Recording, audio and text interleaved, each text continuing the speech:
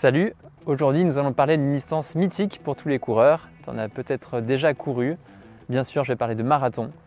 Il y a aussi beaucoup de légendes, beaucoup de mythes autour de cette distance. Et donc on va essayer de voir aujourd'hui avec 11 idées reçues. On va démêler le vrai du faux. Et donc sans plus attendre, place à ces idées reçues.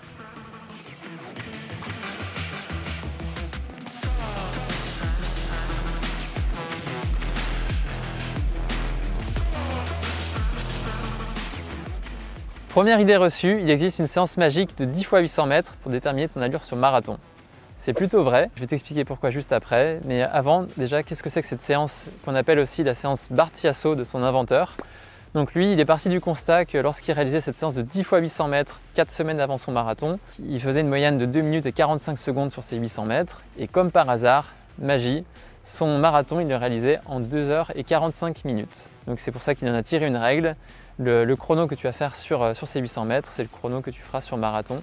Donc ça, c'est quelque chose qui marche plutôt bien quand tu as un profil qui est endurant, quand tu as fait une préparation qui est complète, avec notamment des séances à allure spécifique, aussi des sorties longues. Et si tu as un profil plutôt axé vitesse, c'était le cas par exemple quand je faisais de la piste, quand je faisais du 1500 mètres, j'étais capable de faire des 800 mètres, c'est 10 x 800 mètres très rapidement en 2 minutes et 10 secondes, mais par contre j'étais incapable de faire le marathon en 2h10. La deuxième idée reçue, c'est que le marathon de Paris est plus grand que le marathon de New York. Bon, ça, tu as peut-être entendu ça de ton voisin ou de quelqu'un qui ne connaît pas forcément très bien le marathon, puisque normalement tu sais que le marathon c'est 42 km 195 et que partout dans le monde c'est la même distance. Ce sera que tu le cours à Paris, à New York, à Annecy, en Asie, n'importe où, même en Antarctique, parce qu'il y a aussi des marathons qui ont lieu dans les pôles. Pourquoi 42 km 195? Il faut déjà remonter aux origines du marathon.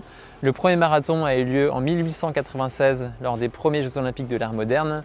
Et donc là, l'idée, c'était de commémorer la légende de Philippides, donc ce guerrier ce messager plutôt, qui serait mort après avoir délivré son message de la ville de Marathon jusqu'à Athènes. Donc pour la distance précise de 42 km 195, il faut remonter à 1908 et aux Jeux Olympiques de Londres. À ce moment-là, donc les Anglais, ils veulent faire un peu à leur sauce, donc ils veulent faire plutôt 26 miles exactement. Donc 26 miles, c'est un peu plus de 41 km. Et en réalité, le jour de la course, il y a une péripétie, il y a le stade, une entrée du stade qui est bloquée. Donc en fait, ils doivent changer le parcours au tout dernier moment, et au lieu de parcourir le stade dans un sens, ils doivent parcourir dans l'autre sens. Et donc ça rajoute quelques mètres. Ça a fait précisément 26,2 miles, donc 42 km 195. Et en fait, ce qui s'est passé le jour de la course, il y a eu un Italien, Pietri, qui a eu une terrible défaillance en arrivant dans le stade. Il est tombé à plusieurs reprises, il a été relevé par les juges, mais puisqu'il a été aidé par les juges à se relever, il a été disqualifié après la course. Et donc ce tour de stade supplémentaire lui a été fatal. Il n'a pas été champion olympique à cause de ces mètres en plus. Et donc on peut estimer que c'est grâce, ou plutôt à cause de cette terrible défaillance, que les 42 km 195 et cette distance du marathon de Londres a été retenue comme la distance officielle, et depuis, tous les marathons font cette distance.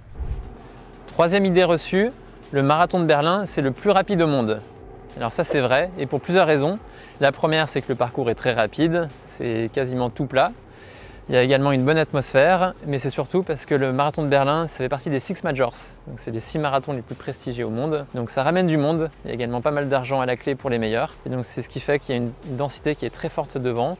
Il y a les meilleurs coureurs mondiaux, c'est là où les records du monde sont battus régulièrement. Le dernier notamment Eliud Kipchoge en 2h01 au marathon. Quatrième idée reçue, courir un marathon à 25 ans est une erreur. Alors ça c'est faux. Si on a envie de courir un marathon, quel que soit son âge, allez-y, c'est un super défi. Dans tous les cas, moi ce que je recommande, c'est de courir régulièrement, c'est d'avoir couru au moins pendant 2-3 ans avant de se lancer sur un marathon. Si ça c'est vrai que tu aies 20 ans ou que tu aies 50 ans, vas-y progressivement. Le marathon, ça doit arriver au bout de quelques mois de pratique, idéalement 2-3 ans de pratique. Et on dit ça parce que souvent, c'est quand on est jeune qu'on a de la vitesse, donc on dit tiens, profite déjà de ta vitesse pour être bon sur 5 km, 10 km. Mais ça finalement, c'est chacun fait comme il veut. Et si tu as envie de te lancer sur un marathon, vas-y. Cinquième idée reçue, j'ai mon voisin qui a couru un marathon sans préparation, donc ça sert à rien de se préparer correctement. Donc ça c'est faux. Le risque de ne pas préparer un marathon, c'est de se blesser. C'est aussi de ne pas prendre de plaisir le jour de la course. Ça va être un calvaire. Si tu veux vivre une bonne expérience le jour de la course, il va falloir se préparer un minimum. Il faudra bien courir pendant les 2-3 mois avant la course. Il faudra également suivre un entraînement structuré. Et donc c'est pour ça que j'ai créé l'application Run Motion Coach qui te permet d'avoir un entraînement qui prend en compte tes disponibilités. Si tu peux t'entraîner par exemple cette semaine 3 fois, 4 fois, tu pourras choisir. Ça va prendre aussi en compte ton expérience.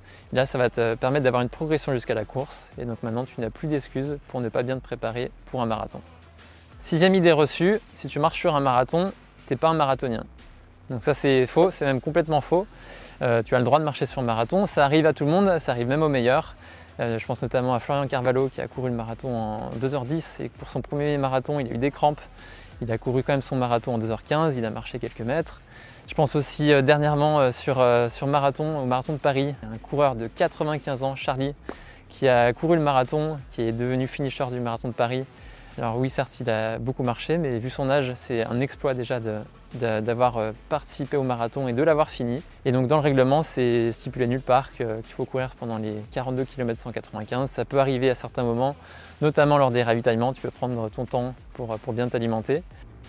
7e idée reçue, courir un marathon en 4 heures est plus difficile que courir un marathon en 2h30. Donc ça c'est faux, la difficulté d'un marathon c'est la même pour tout le monde, il faut courir 42 km 195 et la différence qui va se produire entre quelqu'un qui court le marathon en 2h30 ou en 4 heures, ça va être le niveau d'intensité, puisque si on court 2h30, on va être capable de courir à autour de 80% de sa VMA, donc ça va être une intensité qui va être assez élevée. Alors que par contre, si on court le marathon en 4 heures, forcément l'intensité sera un peu plus faible. On sera plutôt autour de 65% de sa VMA. Et c'est ce qui fait que le marathon, finalement, chacun le vit de manière différente. Mais dans tous les cas, c'est difficile. Et moi, je sais que pour mon marathon de New York en 2h26, j'avais fait mon dernier kilomètre très vite. Parce que quand on arrive dans Central Park et qu'on voit la ligne d'arrivée, ça donne beaucoup d'excitation, on a envie de finir vite. Et je sais que pendant 1h30, 2 heures après ma course, j'étais dans le mal. Je me suis allongé dans le métro. Et donc finalement c'est dur pour tout le monde, quel que soit le niveau, et c'est surtout si on arrive à faire une fin de course rapide et quand on lutte dans les derniers kilomètres, quand on arrive à avoir le mur du marathon, c'est là où ça devient difficile et c'est dur pour tout le monde. Idée reçue numéro 8, courir 60 km par semaine est suffisant pour préparer un marathon. Donc ça c'est plutôt vrai. Alors ça va dépendre déjà de l'ambition que tu as sur ce marathon, mais déjà si tu cours entre 30 et 40 km par semaine, c'est à peu près le minimum pour préparer correctement un marathon. Donc après ça va dépendre de ton expérience, ça va dépendre aussi de ta vie personnelle et vie professionnelle. Des fois tu as une vie qui est bien chargée, donc essaye de garder un équilibre et puis peut-être que la performance que tu vas faire sur le marathon te suffit. Et après quand tu as plus d'ambition, il faudra courir 60 km par semaine, peut-être 80, 100, 120. Mais là c'est réservé à des personnes qui ont le temps de s'entraîner, qui ont le temps de récupérer et des personnes aussi qui ont de l'expérience en course à pied. Et donc l'idéal, le maximum, c'est autour de 120-140 km par semaine. Au-delà, les bénéfices, il y a des études scientifiques qui montrent que les bénéfices ne sont pas démontrés. Et après, il faut optimiser vraiment tous les facteurs. Mais par contre, après, ça demande beaucoup de contraintes. Le plaisir est un peu moins là. Donc trouve ton équilibre, trouve ce qui te convient le mieux et prépare le marathon de la meilleure des manières. Idée reçue numéro 9, le marathon se court à 80% de la VMA. Donc ça, c'est faux. Enfin, c'est plutôt faux pour la plupart des coureurs. Donc ça marche que pour certains coureurs et là encore ça va dépendre de la durée de ton marathon. Eliud Kipchoge court le marathon en 2 heures et lui il arrive à tenir 85% de sa VMA, c'est une intensité qui est très élevée. Mais par contre quelqu'un qui fait le marathon en 5h30 ou en 6 heures, il sera plutôt à 60% de sa VMA. Si tu veux avoir le pourcentage précis, tu peux utiliser notre calculateur de vitesse à partir de chronos que tu as réalisé sur 10 km ou semi-marathon. On va mettre le lien dans la description et à partir de là ça permettra de déterminer sur quelle allure tu peux partir sur ton prochain marathon. Idée reçue numéro 10, suivre un régime strict avant le marathon est nécessaire. Alors c'est plutôt vrai, mais dans une certaine mesure. Le plus important ce sera la semaine avant la course. Mais 2-3 mois avant la course, tu peux te dire tiens je vais faire attention à tout, je vais soigner mon alimentation, je vais peut-être arrêter l'alcool. Oui si tu peux et si tu as envie, vas-y fais-le. Mais par contre il faut voir que c'est aussi des contraintes. Et ce qu'il faudra vraiment faire attention ce sera la semaine avant la course où là on va essayer d'avoir une recharge glucidique de qualité, donc en mangeant des glucides. Idée reçue numéro 11, on rencontre toujours le mur du marathon au 32e kilomètre du marathon. Alors ça c'est faux. Alors je pensais au début que c'était vrai parce que mon premier marathon, j'ai rencontré ce mur au 33e kilomètre. Et en fait, qu'est-ce que c'est le mur du marathon? C'est à partir d'un moment dans la course, ça devient dur. La vitesse diminue drastiquement. Donc j'étais passé de 17 km/h à 14 km/h. Alors que pourtant je mettais la même volonté, mais c'est que le corps ne répondait plus de la même manière.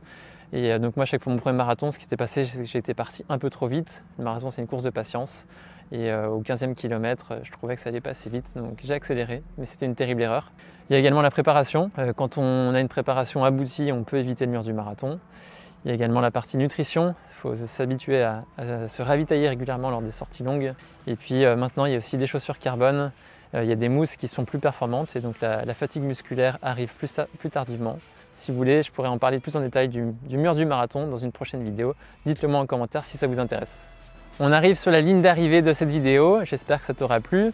Tu pourras partager ça avec tes amis coureurs ou lors des repas de famille. Tu pourras impressionner ta tante sur tout ce que tu sais sur le marathon. Elle viendra peut-être t'encourager sur ton prochain marathon. Si tu veux en savoir plus sur le marathon, sur la préparation, tu peux t'abonner à cette chaîne Road Motion Coach. Tu peux nous suivre sur les réseaux sociaux. Et puis tu peux nous dire aussi en commentaire quel sera ton prochain marathon. Pour ma part, ce sera le marathon de New York au mois de novembre. J'ai déjà hâte de vivre cette expérience. Allez, bonne préparation pour tes prochains défis et à bientôt.